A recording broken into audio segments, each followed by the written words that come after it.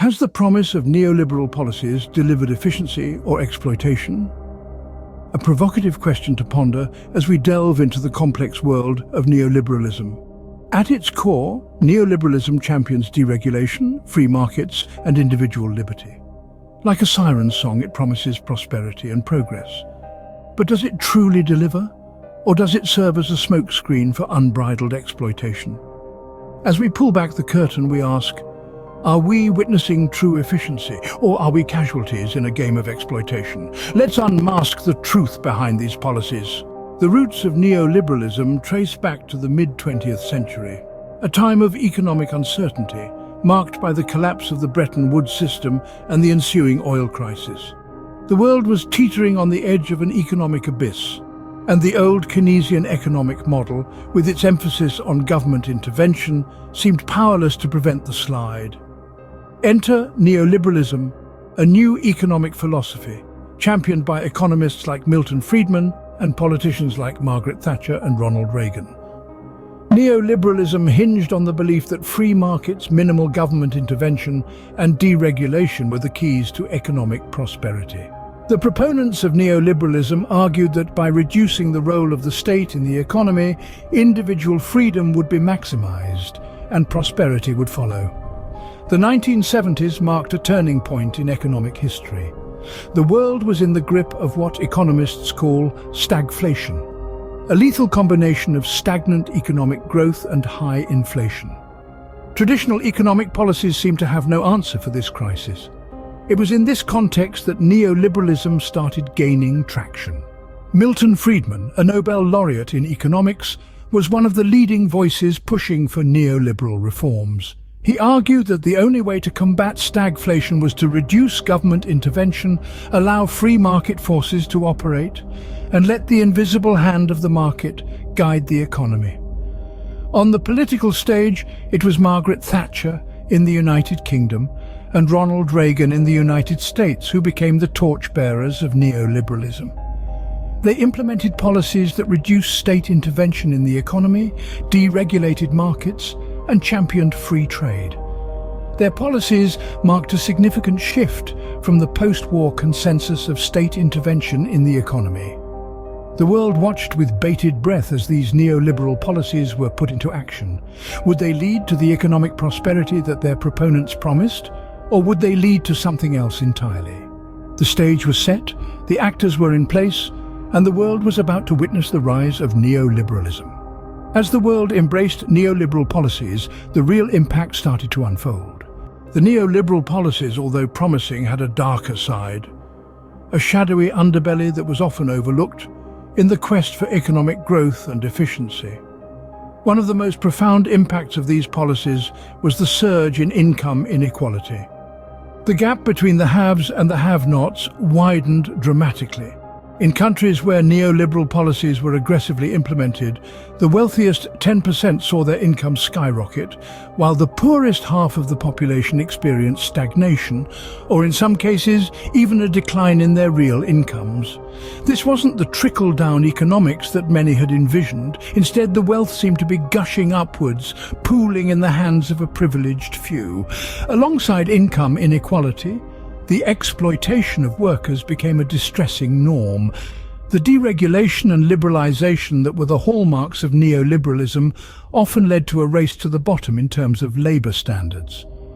Workers found themselves in precarious employment situations, facing long hours, low pay, and unsafe working conditions. Their rights were often sacrificed on the altar of corporate profits and efficiency. And then there's the environmental cost. The neoliberal focus on free markets and deregulation often resulted in a disregard for the environmental impacts of economic activities. Forests were felled, rivers polluted, and air quality deteriorated as industries pursued profit with little regard for sustainability. The Earth bore the brunt of this unbridled exploitation with devastating consequences for future generations. This isn't mere conjecture. There's a wealth of data and statistics that support these points. For instance, a study published in the Journal of Economic Perspectives found that income inequality in the United States substantially increased following the implementation of neoliberal policies in the late 20th century. Similarly, A report by the International Labour Organization highlighted the negative impacts of these policies on labour standards worldwide. So, is the efficiency promised by neoliberal policies worth the exploitation? It's a question we must grapple with. But as the evidence suggests, the true cost of these policies may be far greater than we've been led to believe. The impact is not just economic, it's social, environmental, and ultimately human. Fast forward to the present, the effects of neoliberal policies are more visible than ever. We stand in an era where the free market has been given the reins, where deregulation and privatization are the norm. But what has been the result of these policies? The current economic scenario paints a stark picture. The wealth gap has widened to an unprecedented extent. The rich are richer, and the poor, unfortunately, are poorer. The top 1% of the population now controls a staggering amount of wealth, while the bottom half struggles to make ends meet. This inequality, this concentration of wealth at the top, is not an accident but a direct consequence of neoliberal policies. But let's not stop there. Our planet, our shared home, has also paid a hefty price. The exploitation of natural resources driven by unchecked capitalism has led to environmental degradation on a scale we've never seen before. Forests have been cleared, rivers polluted, and species driven to extinction, all in the name of progress and profit. The neoliberal focus on short-term gains has often overshadowed the long-term sustainability of our planet. And then there's the growing discontent among the masses. People are beginning to question the status quo. They're starting to see that the promise of prosperity for all, made by the proponents of neoliberalism, has largely been unfulfilled. Instead, they've witnessed job insecurity, unstable economies, and a decline in public services. This disillusionment is evident in the protests and movements springing up across the globe, demanding a change in the way our economies function. As we stand at the crossroads, the question remains, is neoliberalism the path to efficiency or a road to exploitation?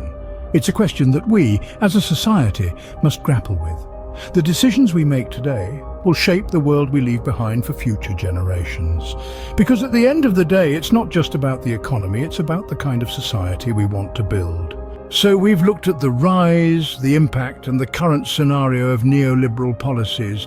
We've traced the origins back to the mid-20th century, seen the negative impacts on income inequality and societal well-being, and examined the current state of affairs where, despite rising criticism, neoliberalism still holds sway in many parts of the world.